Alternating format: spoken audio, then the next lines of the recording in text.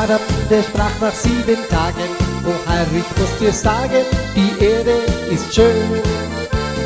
Aber mir scheint, du hast indessen das Wichtigste vergessen, so wird es nicht gehen.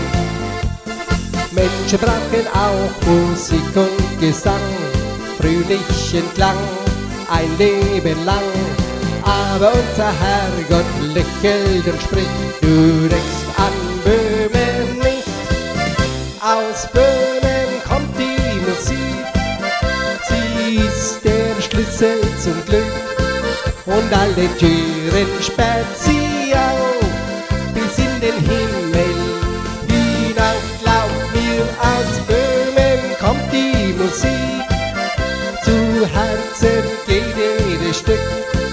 In diesem wunderschönen Land ist jeder ein Musikant.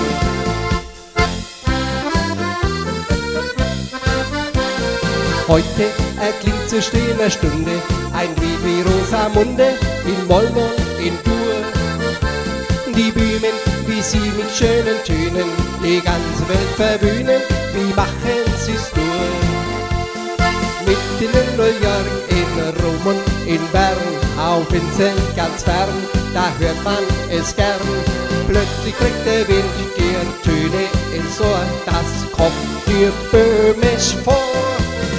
Aus Böhmen kommt die Musik, sie ist der Schlüssel zum Glück. Und alle Türen sperrt sie auf, bis in den Himmel hinauf. Glaub mir, aus Böhmen kommt die Musik, zu Herzen geht jedes Stück. In diesem wunderschönen Land ist jeder ein Musikant. Aus Böhmen kommt die Musik, sie ist der Schlüssel zum Glück.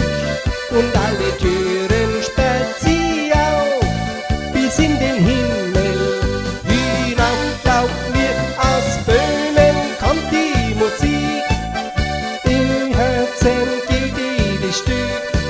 In diesem